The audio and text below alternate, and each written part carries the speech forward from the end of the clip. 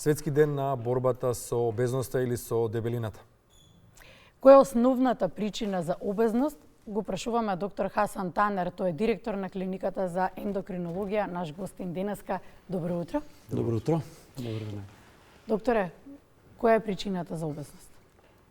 Обезноста е хронична болест. Треба прво тоа да нагласиме и дека е прогресивна болест и дека е мултидисциплинарна. Влијаат повеќе фактори во патогенезата на болеста. Најважните фактори се животниот стил, начинот на живење, начинот на исхрана, кој што во нашето поднебје тука е многу значајно, а исто така делуваат и некои генетски фактори. Меѓутоа сепак треба да нагласам дека 90% причините се навиките и начинот на исхраната. Начин на исхрана, докторе, ако се навратиме наназад години, се појадуваше лепиеро крем и млеко. А сега се појадува, се инсистира да се појадува некој шејк кој што ќе биде од свежо овошје, пак има зеленчук, пак ќе се стави некоја од намирниците кои што ќе ни помогнат за да го одржиме дигестивниот систем во нормала. Што се смени? Нашето поднебје поинакви можности има. Да, во право сте, нашето поднебје има, ние во главном доминантно јадеме повеќе јаглени идрати, треба тоа да се балансира. Меѓутоа, порано, како што кажавте и вие, сме јаделе и јаглени идрати малку повеќе, меѓутоа повеќе сме се движеле, сме имале повеќе физичка активност. За жал, денеска таа активност ја немаме. Се повеќе и повеќе имаме обезни пациенти кои што се на детска возраст, за жал, и на подеме тоа, почнувајќи од 12-13 годишна возраст, така во Македонија имаме околу 40% веќе имаме пациенти кои што се во детска возраст или адолесценти најповеќе. Тоа не загрижува најчесто и причината за ова е начинот на живење, а во главно тука делува и сраната и физичката активност. За жал, се помалку и помалку имаме физичка активност.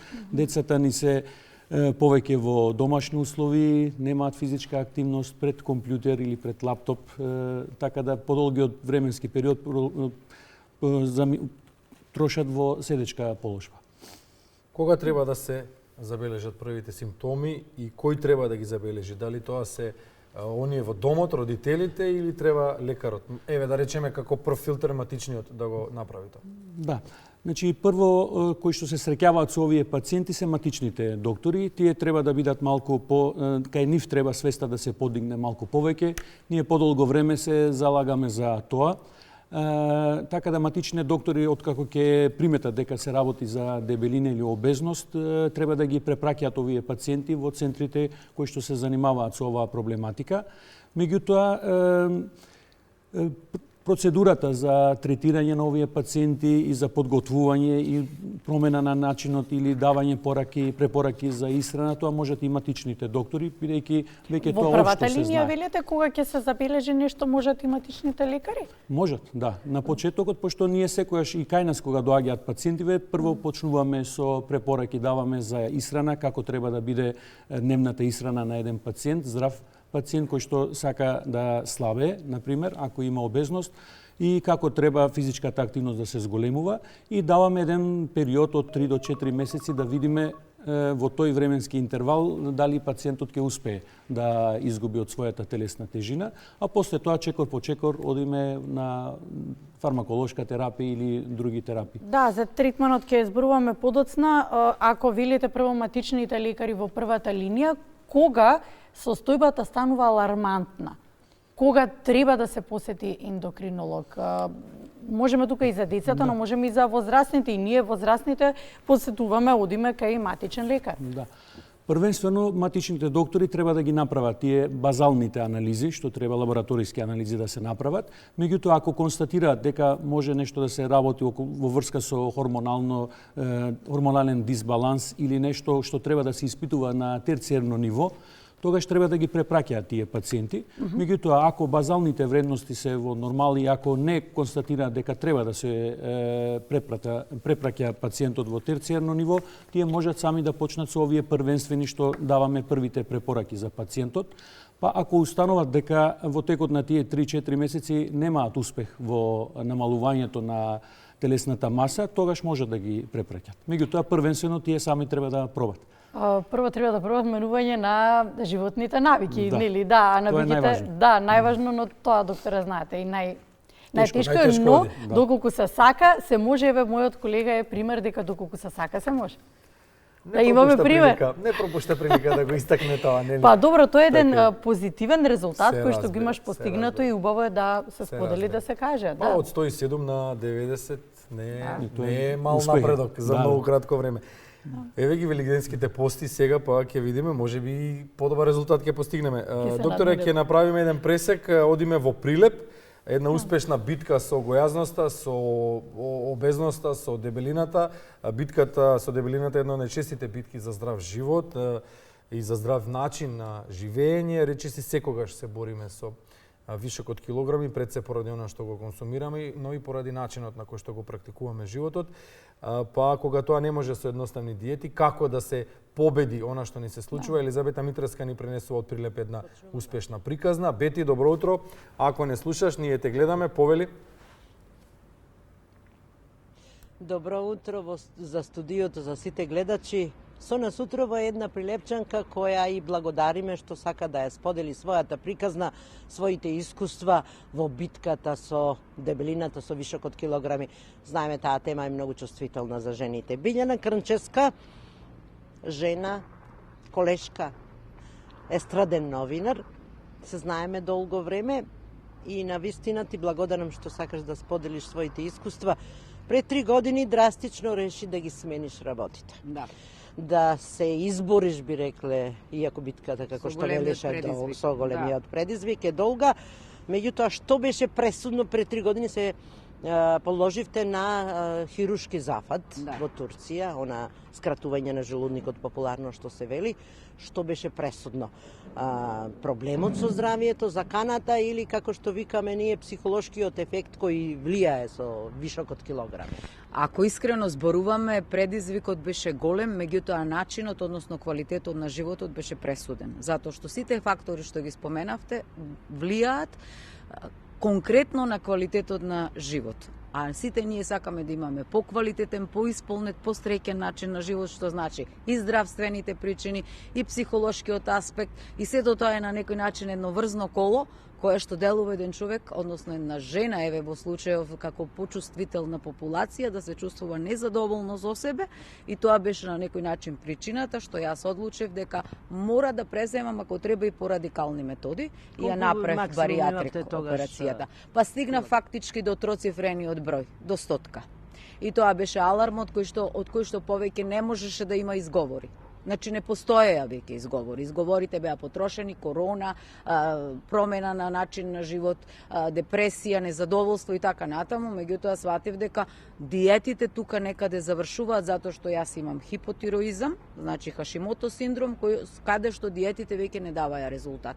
И во консултација со мојата докторка, која што ми спомна за овие порадикални методи, размислував и одлучив дека сакала нејкела, мора да пробаме со тој начин. Ризичен беше? Операцијата како операција, ако е изведена од стручно лице, јас ја изведов во иностранство, нема такви ризици по здравје, затоа што досега на мојата клиника кај што сум оперирана немало смртен случај. Меѓутоа се случуваат со оваа операција и смртни случаи, да бидеме реални во светот, затоа што има и нестручен кадар кога е во прашање. Кај нас и нема стручен кадар за ваква интервенција, за бариатрик слив, односно гостуваат веројатно доктори по нашите клиники од иностранство. Велите од младост се боревте со килограмите, како беше веднаш по операцијата, начинот на живот се смени комплетно? Да, се смени начинот на живот комплетно, меѓутоа тоа е таков тип на операција што вие воопшто не чувствувате некои фрустрации или радикални промени во смисла да не сте функционални. Значи сте апсолутно функционални уште од вториот ден. Операцијата е лапароскопска и вие сте фактички функционални, многу брзо се прилагодувате, немате апетит, немате чувство дека сте фрустрирани како за време на диети, не смеете од тоа, не смеете од тоа, се ви е забрането и така натаму, вие едноставно немате однос кон храната како што претходно сте го имале. Со тек на време, нели, тоа има етапи. Колку можевте да јадите? Тоа се етапи, тоа сакав да го кажам, значи почнувате со течна храна, потоа оди таа пасирана исхрана и на крајот почнувате со доста долго джвакање на залаците, практично тоа е поново учење како правилно да се исхранува и би рекла од онаа бебешка фаза, кога треба да не се јади халапливо, да се јади споро, да се јадат мали количини и така постепено. Како изгледа сега тој еден оброк дневно? Сега сум веќе јас 3 години после операција и веќе сум на нормална исхрана апсолутно и моите оброци се најнормални. Значи не сум јас во таа фаза како почетната, кога по 3 залаци можевте само да касните со тој скратен желудник, па зле и не можете да јадите. Меѓутоа сега веќе се тоа нормални оброци и се почести. Не се како на почетокот 1 до 2 пати во денот можев да јадам, буквално на се трудите тие протеини да ги внесите, а сега веќе се нормални оброците, не чувствувам никаква разлика со останатите кога ќе седнам било во ресторан, било дома нели на ручек, така да битно е да е протеините да се во поголем процент и предност да имаат протеините. Еве, значи нас како што не советуваа нутриционистите после оперативниот зафат е протеините да ја имаат предност затоа што тие го градат мишичното ткиво и на некој начин тие треба да се во поголем процент, така да не се посегнува по тесто, по леп, по житарки толку многу, него да имаат предност. Ешта што викаме да јадите од Знаете тестенините? како, апетитот не може да го промените со операција. А мајндсетот може. Значи, начинот на размислување е тој што мора да го промените кога сте стигнале до операција. А вие не можете да бидете индиферентни кон некоја храна што сте обожавале. Како, например, ние во Македонија сме, да речам, меракли на тесто, на тестенини, на тој скроп кој што е, месено сукано. Тоа е убитачно, значи прво го исклучуваме како исхрана, а потоа шекерите. Психолошкиот момент да го допреме. Да. Како сите овие години претходно се чувствувавте со прекумерна тежина, како е сега чувството? Па знаете, јас бев на етапи. Јас сум борец буквално цел живот и ја знам таа склоност дека ја имам и јас знаев да симнам и со диети голем вишок на килограми, значи со протеинската своевремено симнав и 130 на килограми и ги одржував едно 18 години. Го одржував тој статус, меѓутоа подоцна се случи хипотироизмот, влегувањето во климакс и сите тие хормонални дисбаланси го пореметија метаболизмот, го успорија на некој начин и веќе диетите не ги даваја тие резултати. Иначе сум тип на човек што сака многу да шета, буквално не користи возило, секогаш кога можам движам, јас не користам апсолутно возила, ни такси, ни ништо, прилепо е така релативно блиску се и гледам да се движам постојано. Едноставно препорачуваме, бидејќи денеска е тој светски ден во борба со дебелината, дека сите мора да ги освестиме лошите навики и дека мора да се сочиме со нив, зашто не е измислено некое магично стапче, не е измислена магична пилула која што ќе не спречи да не се дебелиме. Тоа е фактот. Како изгледа секојдневно јадење? Повеќе оброци, почести оброци, да се избегнува благото, затоа што тоа е на скратениот желудник не смета благото и тоа може да се изеди во многу поголема количина. Затоа е препорачливо да се избегнува, односно да се замени со продукти кои што ги има сега во маркетите, кои што немаат шекери или едноставно се прилагодливи со повеќе витамини, минерали, односно... Останува секојдневната битка со килограмите? Битката со килограмите за сега е стабилизирана, меѓутоа јас ја немам исклучено од свеста, затоа што знам дека мојот организам е склон на поправање и тоа мора да се внимава. И една порака за крај. Пораката за крај е, како што реков, да се освести моментот и сериозно да се мотивира човек на било кој начин, да се најди режимот на исхрана кој што најмногу прија и да се примени метода, па ако треба и оваа мојата, која што современиот начин на живот ни ја понудува. Благодарам, тоа беше Билјана Крнчевска, која драстично го смени животот, реши да стави крај на вечните диети, но сепак режимот на исхрана, начинот на живот, движењето се пресудни, нели? Студио? Бити, благодариме. Се во главата, ќе кажеме. И до мотивацијата. Голема благодарност до господја Билјана. Благодариме за споделување на незината успешна приказна. Се надевам дека се повеќе вакви успешни приказни ќе ги споделуваме и треба да се споделува. Тоа е мотивација до сите. Ми се чини дека не постојат години, едноставно ако треба да се биде решен, дека треба да се променат животните навики, а зошто? Само поради грижа за нашето здравје. Со доктор Хасан Танер зборуваме во студиото. Го споменавме третманот. Ја начинавте процедурата, па ајде во детали сега. Која е процедурата може за Центарот за дебелина да зборуваме, кажавте дека мултидисциплинарен пристапот. Сега од тоа пациентот кога ќе дојде кај вас, потоа што следи?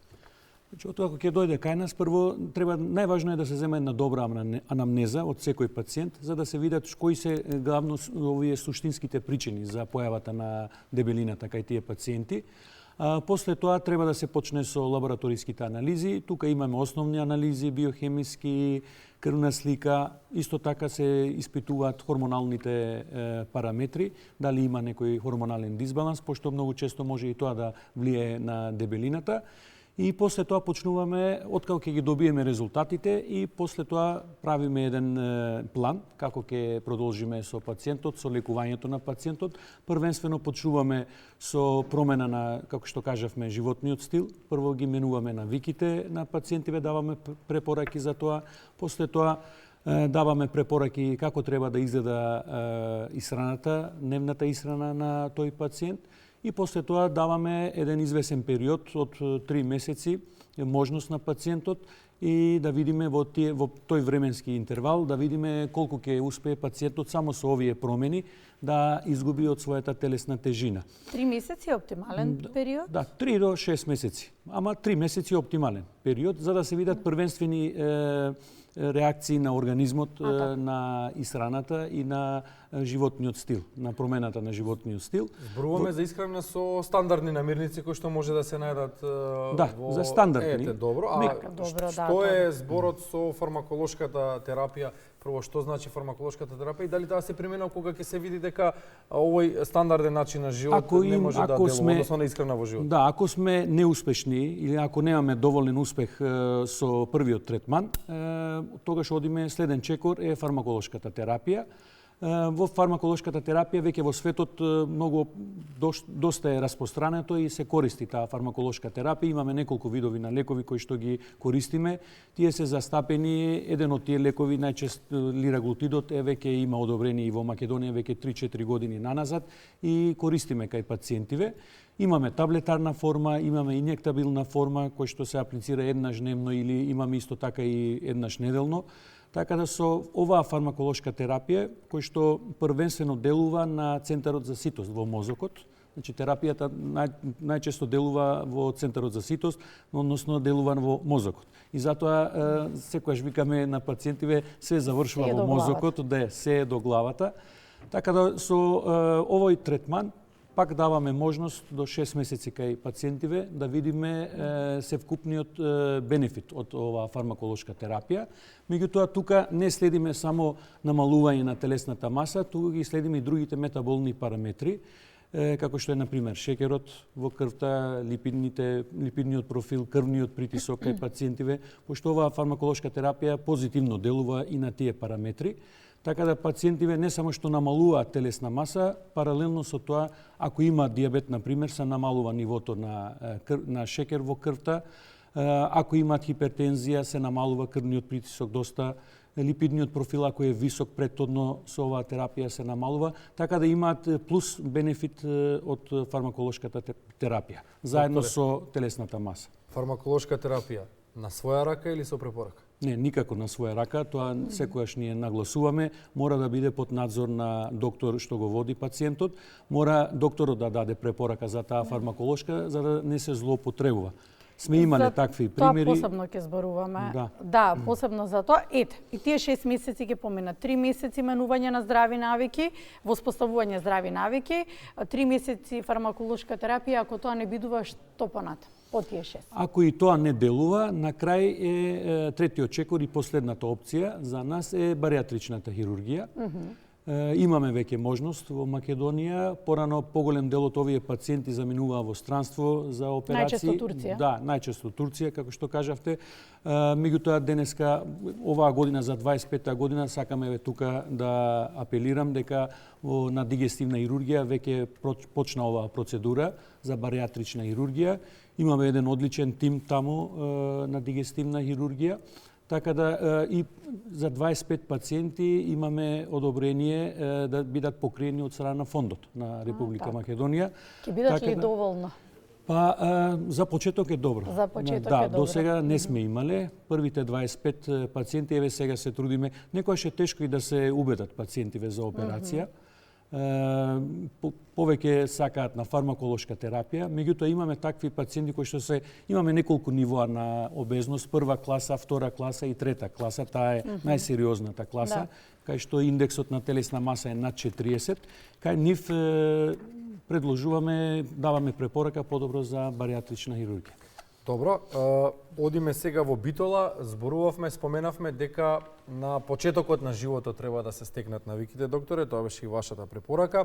Одделот за хигиена и здравствена екологија при Центарот за јавно здравје во Битола, според националниот годишен план и според програмата што ја има за делувањето, врши проценка на нутритивниот статус кај децата од предучилишна и училишна возраст. Според податоците, секое трето дете е со зголемена телесна маса или се соочува со дебелина. Кои се причините, кои се здравствените ризици и зошто се важни превентивните мерки? Александра Максимовска на оваа тема се јавува од Битола. Добро утро повтор пат, Александра. Токму така, Бране, висок е процентот на детската дебелина, покажуваат податоците од овде. Прекомерната телесна тежина е сериозен здравствен проблем. Со зголемување на телесната тежина, исто така се зголемуваат и ризик факторите за понатамошното здравје кај децата и понатаму во животот кога тие ќе станат возрастни. Што точно покажуваат податоците од Центарот за јавно здравје? Денес повеќе ќе поразговараме со нашиот гостин, доктор Маријан Вејановски. Добро утро, докторе. Добро утро. Вие според вашиот план и програма вршите антрополошки мерења во предучилишна и училишна возраст кај децата, односно од 4 до 16 години. Што конкретно опфаќаат овие антрополошки мерења? Да, нашето одделение по хигиена и здравствена екологија, покрај другите активности, врши антропометриски мерења, односно проценка на нутритивниот статус кај предучилишни и училишни деца на различни групи со различна возраст, како што спомнавте, од предучилишни, од градинка, второодделенци, петоодделенци и средношколци. Ваквите антропометриски мерења на телесната висина и телесната тежина, потоа ни возможуваат да го одредиме индексот на телесна маса за возраст, кој што пак ќе ни овозможи да ја класифицираме тежината кај децата во неколку категории: подхранетост, нормална телесна тежина, зголемена телесна тежина, дебелина и екстремна дебелина. И ваквите податоци ни вршат за процена на ризикот на оваа состојба и спроведување на понатамошни, би рекол, здравствени мерки. Еве, од овие групи што ги напоменавте, која група одстапува од нормалната вредност? Да, тука би ја изразил, значи, она група на деца од второ одделение, односно од 7 до 8 годишна возраст. Имено, ако направиме една споредба, статистички, според последните податоци кои што ги добивме од шестиот круг на иницијативата за следење на детска дебелина во Европа, ќе видиме дека кај децата на оваа возраст, таму европскиот процент на деца со зголемена телесна тежина изнесува 25%, од кои што 10% се веќе со дебелина.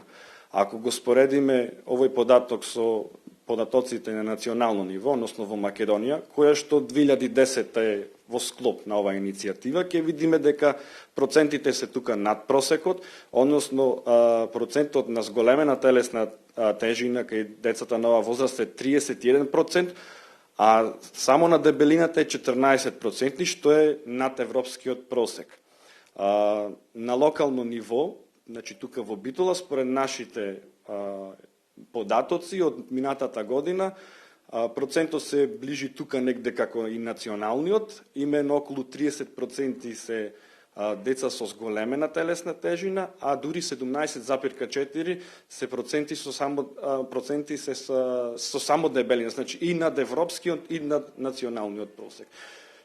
Што би значило процентално дека секое трето дете кај нас во нашиот град веќе има проблем со зголемена телесна тежина или дебелина, што сепак е здравствен ризик, би рекол. Можеме да речеме дека рушиме рекорди. Не сме во оние најлошите, меѓутоа да речем дека се во оние земите што следат по тоа. Така. Кои се причините за ова појава, односно зголемена телесна тежина и дебелина кај малите деца? Да, значи покрај генетскиот фактор би рекол дека најголемите причини се нездравите навики кои што ги имаат денешните деца. Имено тие внесуваат значи висококалорична храна со слаба нутритивна вредност. Значи тука подразбираме сето на брза храна, пијалоци збогатени со шеќер, значи газирани сокови, кондиторски производи, а за сметка на тоа имаат се помала физичка активност затоа што денешните деца се повеќе го поминуваат времето пред екраните, пред компјутерите, таблетите и слично. И би рекол дека овие се главните фактори за појава на детска дебелина на денес. Генетски? И генетски секако. И генетски, меѓутоа би рекол дека и ова е исто така на што треба да се обрне внимание како причина. Така. Зошто се важни превентивните мерки? Кои се клучни интервенции? Значи, клучни интервенции, велиме дека треба да се пристапи со еден мултисекторски пристап, значи да се засегнат повеќе страни. На ниво на семејство секако, да се изградат здрави навики во семејството, кај децата и кај родителите, бидејќи децата се огледало на родителите, нели? Здрави навики, да се јаде здрава храна, богата, нутритивно, значи овошје, зеленчук, здрави масти, здрави протеини, а да се избегава она нездрава храна, значи брзата храна, снексови, пијалоци засладени со шеќер и слично, да се зголеми физичката активност од минимум 1 час барем дневно. Тоа се препораките на СЗО и секако да се намали времето поминато пред екраните. Што се однесува на повисоко ниво, на ниво на локална самоуправа, да се направат повеќе спортски објекти, паркови, зеленило, се она што може да ги мотивира децата да имат зголемена физичка активност и училишната средина исто така има голема улога. Значи, да се воведат колективни исхрани, онаму каде што е можно да се воведе и топол оброк, затоа што добар дел од времето децата го поминуваат на училиште. А нив денес им е доста достапно на нездрава храна, автомати со снексови, со пијалоци. Што значи за крајеве накратко? Дебело дете? Дебело дете би значело понатаму и може би дебел возрасен, а знаеме со кои ризици е поврзана дебелината. Значи, градењето на здрави навики кај децата денес ќе им помогне да станат здрави индивидуи во иднина. Доктор, ви благодарам многу. Благодарам. На што можевме да го слушнеме од разговорот, еве ќе упатиме и еден апел и подсетување до сите родители да ги научат нивните деца на здрави навики, на здрава исхрана, на умерена исхрана и на поголема физичка активност, за да се избегнат сите овие ризици кои што ги носи дебелината со себе. Студио. Благодариме, тоа беше Александра Максимовска на тема обезноста кај децата и прекомерната телесна маса кај најмладите. Ние се враќаме во студиото, продолжуваме понатаму со разговорот. Продолжуваме со разговорот со доктор Хасан Танер, директорот на клиниката за ендокринологија, тој е нашиот гостин. Во контекст на она што го зборувавме, докторе, по тие 6 месеци во кои што првите 3 месеци од третманот за борба со обезноста е менување на животните навики, потоа фармаколошка терапија, па хируршкиот третман, се чини дека се создаде еден тренд за намалување на желудник, посегнување по тој хируршки третман без претходните 6 месеци обид и како некој тренд за брзо решение. Најчесто се патува во Турција, веројатно потоа пациентите доаѓаат и кај вас на клиниката, го знаете, ја знаете горе-долу бројката, но и фокус да дадеме на трендот за земање на фармаколошка терапија која што е наменета само за диабетичари, како брзо решение за намалување на килограмите. Или вие како рековте, Холивуд ефект. Да, Холивуд така наречен Холивуд синдром, така наречен тренд. Кои се ефектите на организмот? Што се случува на здрав организам? Од една страна со намалување на желудникот, без претходно да се обиде оној период вие кој што го нагласивте, дека треба да се помине тие 6 месеци и овие таблети за дијабет? Првенствено и да се одлучиме за баријатрична хирургија, за хируршки третман, треба да се спреми пациентот. Не може одеднаш да се оди и да се оперира. Најмалку еден претходен период на припрема на пациентот трае околу 2 до 3 месеци. Прво сепак треба да се подготви пациентот за хируршки зафат, да се намали барем во текот на тие 3 месеци со исхрана барем едно 5% да се намали од вкупната тежина, после тоа да се оди. Колку повеќе намалувате пред баријатрична хирургија, толку поуспешна е хируршкиот зафат. Тоа да се нагласи и да се напомене треба дека хируршкиот зафат не е опција, таа е последна опција, секогаш кажуваме, меѓутоа со тоа не се излегува дебелината. Значи, во извесен период ќе намали од телесната тежина, меѓутоа ќе помине после 5, ние обично за 5 години пациентиве почнуваат да ги враќаат килограмите назад. Или можеби порано, како тој јојо ефект? Јојо ефект, да. Малку подолго трае со хируршкиот третман, пошто желудникот има капацитет, тој останатиот дел на желудникот пак да почне да се прошири. Добро, колку пати во текот на животот може да се направи таква интервенција? Да речеме, постојат ли некои норми, бројка некоја? Па најпожелно е еднаш да се направи, а после најпожелно тоа е ни еднаш, меѓутоа веќе ако треба. Ако треба барем еднаш да се направи, а после тоа да се одржува пак диетата и ако има потреба за фармаколошка терапија.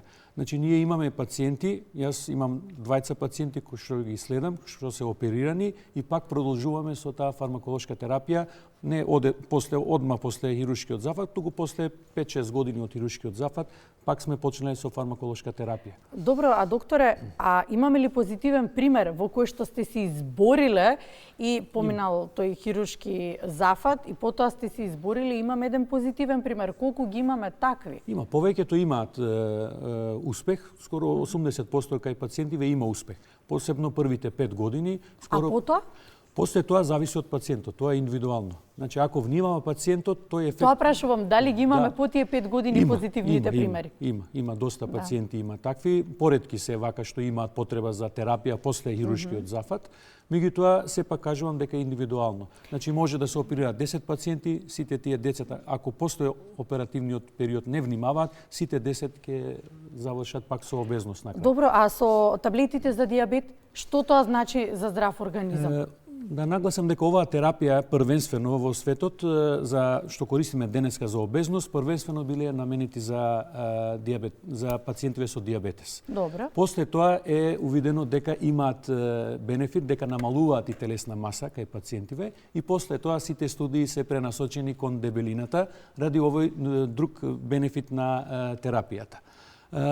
Имаме таблети кои што се им даваме на пациентиве што се со дијабет и плюс обезност. Повеќето пациентиве што се со тип 2 дијабетес, скоро 90% се обезни пациенти и затоа кај овие пациенти се трудиме да намалиме телесна тежина. Со намалувањето на телесната тежина се преполовува дозата на инсулин, ако е на инсулинска терапија, например, пациентот, или ако е на таблетарна, може и да остане и без терапија. Пациентот само со намалување на телесната маса. Има таблетиви кои што ги даваме за пациентиве и за дијабет, исто така делува позитивно и за дијабетот, намалува крвен шекер, исто така намалува и телесна тежина. Меѓутоа има некои пациенти кои што луѓе, индивидуи што не се пациенти, меѓутоа само за естетски причини ги користат, а ние тоа прифаќаме дека е злоупотреба. Да. Сепак овие терапии имаат и несакани дејства.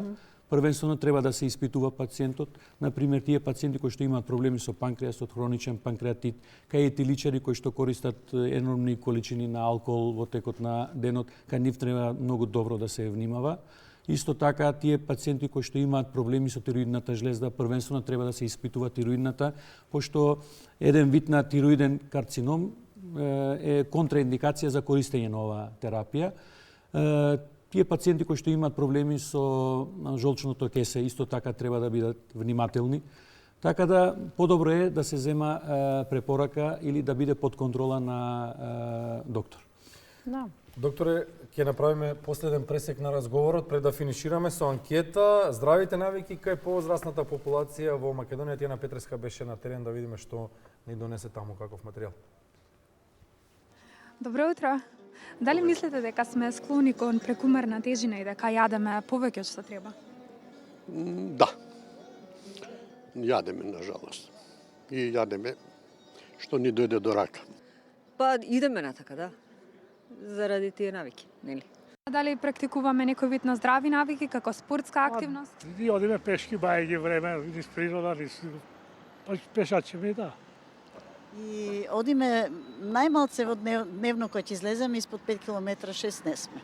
Дали младите има здрави навики, здрав живот, спортување, чести лекарски пред? Повеќе него ми е старите. Почна да го негуваат тоа. Не е доволно, не само младите.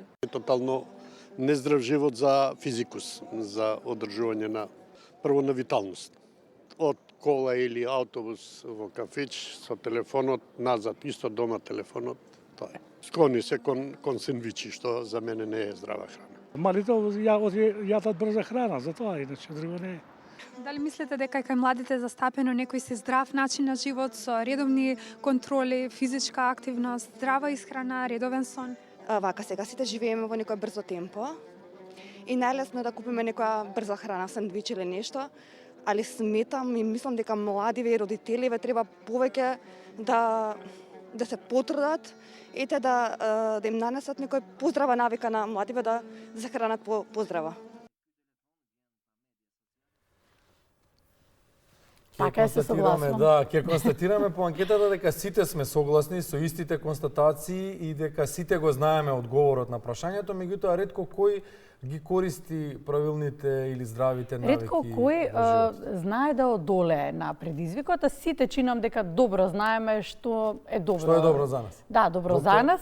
Докторе, Што знаеме... ќе каже дека психологијата е. Да, психолошкиот момент е најважниот момент. Треба да бидеме мотивирани сите. Ги знаеме причините што се, веќе имаме подигната и свеста во популацијата. Ги знаеме причините кои се, треба да ги превенираме тие причини, да јадеме малку поздраво и повеќе да се движиме. Тоа е пораката до вас. Веројатно ќе испратите и денеска на настанот кој што го организирате на клиниката. Да, денеска ќе имаме одбележување на светскиот ден на обезноста на клиникава за ендокринологија. Така, докторе, со лесна работа отворивте уште еден центар за дебелина кај вас на клиниката. Верувам дека нема да застанете тука. Нема, да, сакаме и во внатрешноста. Веќе имаме најава сега во Прилеп. Планираме во Прилепската болница во април или мај месец ќе отвориме уште еден центар таму. Иако е тешко да се менуваат навиките, сепак позитивни се резултатите доколку се обидеме да го сториме тоа. Благодарам за гостувањето.